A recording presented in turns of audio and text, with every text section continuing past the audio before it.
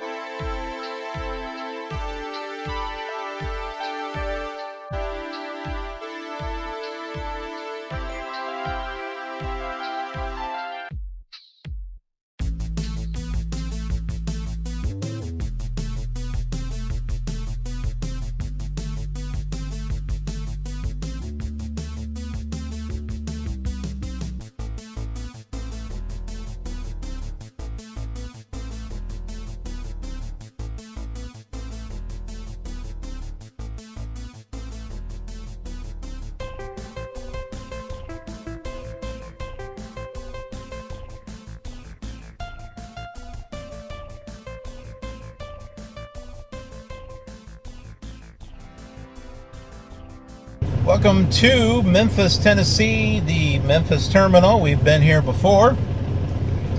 This is where I originally wanted to try to drive to, but I would have been here later than what I wanted to, and I'm glad that I trusted my instinct and stopped at the Rolling T truck stop because we got to meet Wayne, one of our viewers. I don't think that's a coincidence. I don't think that's a coincidence at all. So, but as you can see, I went ahead and made a blind side. There was room to do it. There was room to do it. So why not? Instead of trying to go around and try to get turned around to do a side, why not do a blind side? There's plenty of room here to back up and get in. And actually, I was really close to getting lined up. It's about time that goal went through. I was pretty close to getting lined up to this. I wasn't sure which one I was. Honestly, I wasn't sure which one I was going for. I just figured, let me try to line up with something.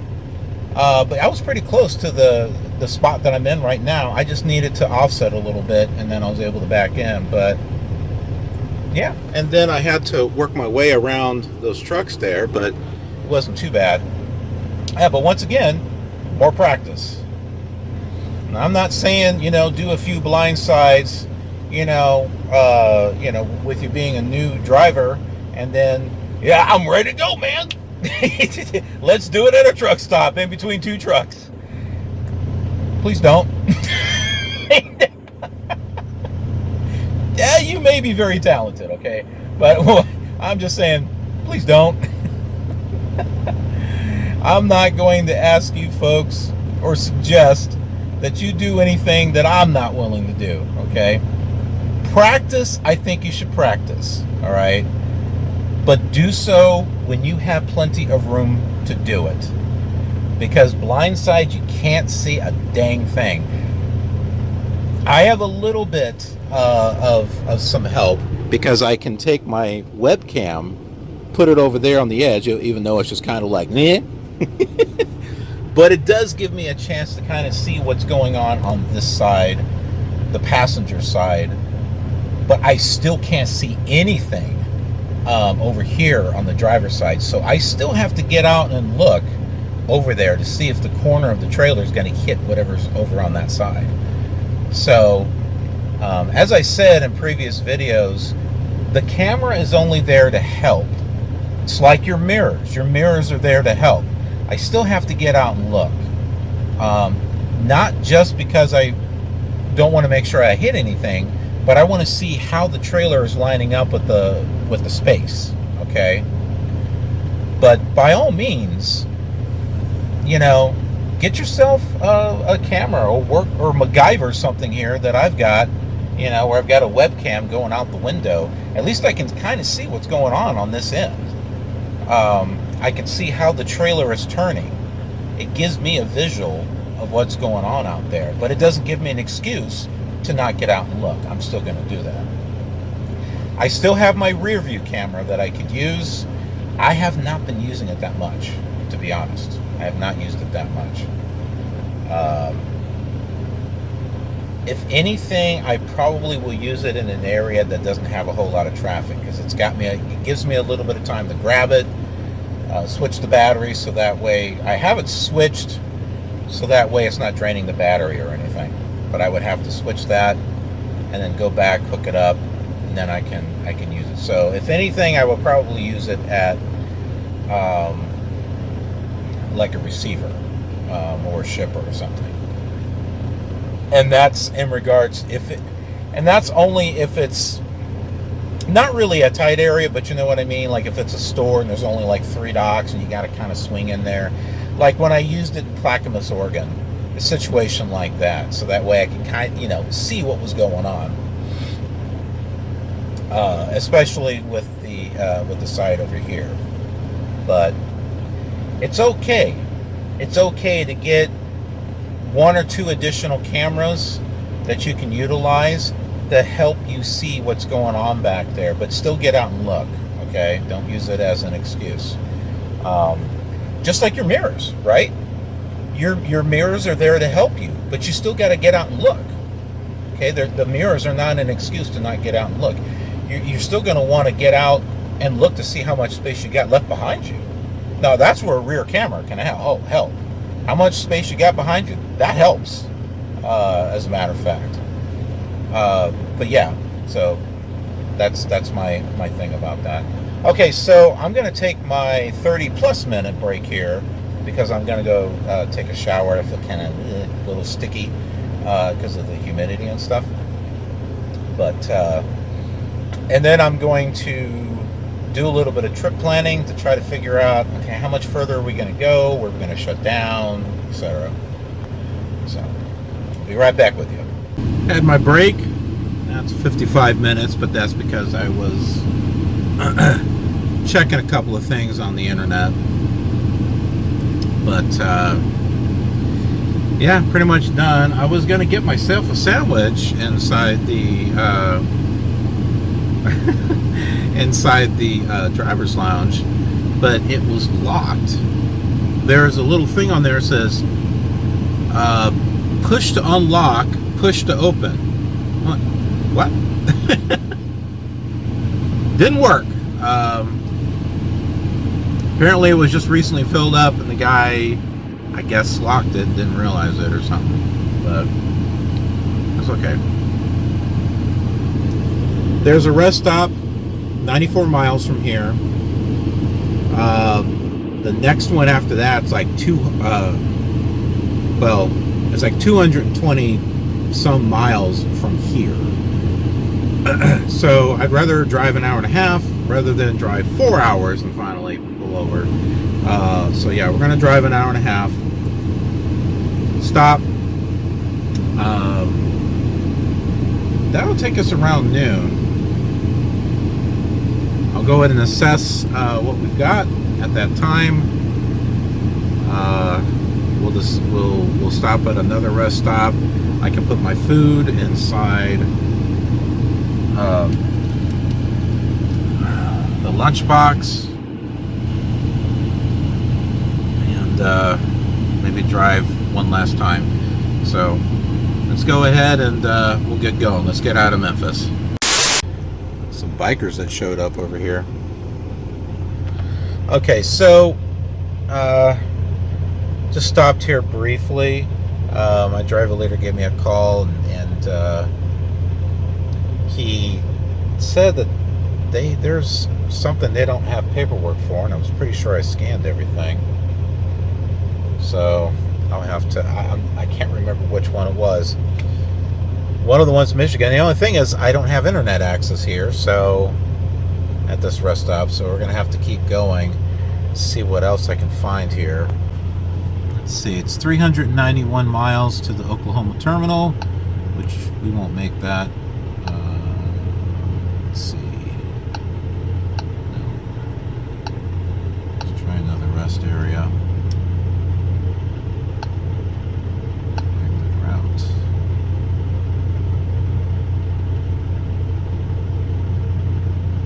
Okay, there's another rest stop 2 hours from now. London, Arkansas, so continue on the current road. We'll have to do that one. All right, let's go ahead and get going.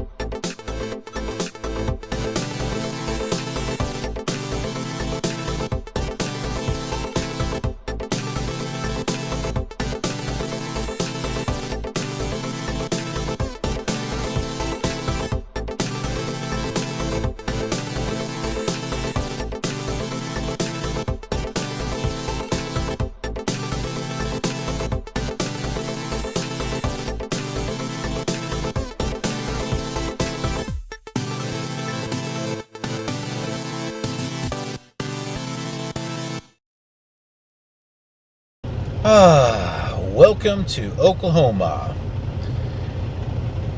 I think we've been to this rest stop before, but I'm not sure. It does have the Oklahoma sign. Oh, you know what? I do remember being at a rest stop north coming south into Oklahoma City. That might have been where I saw the Oklahoma sign. I don't know. But, yeah.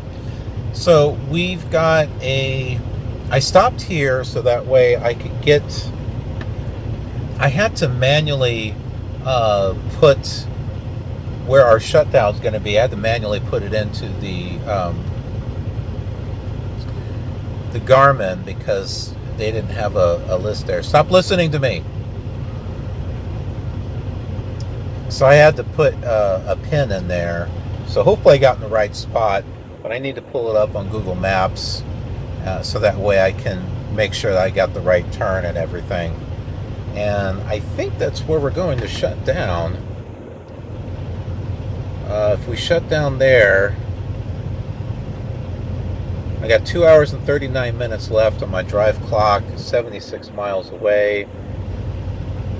It's at least an hour and 10 minutes. It's going to bring it down where I'm going to have an hour and 20 minutes left on my clock, which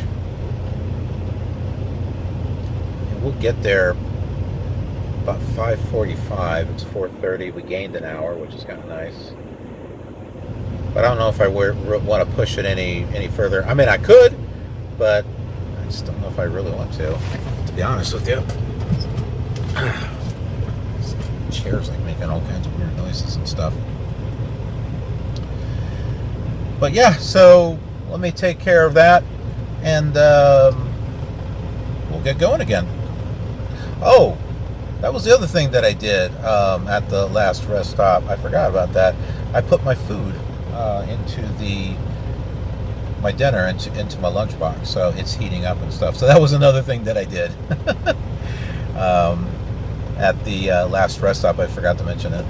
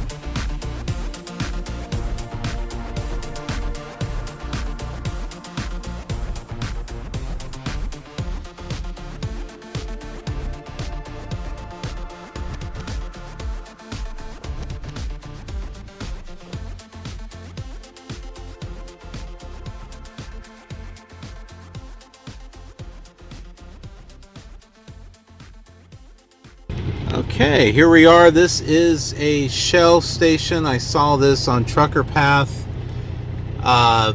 It is pretty bumpy over there coming in, but as you can see, there are tons of areas to park. Tons of areas to park. This is why I came here. So, yeah, I got this marked in as a favorite.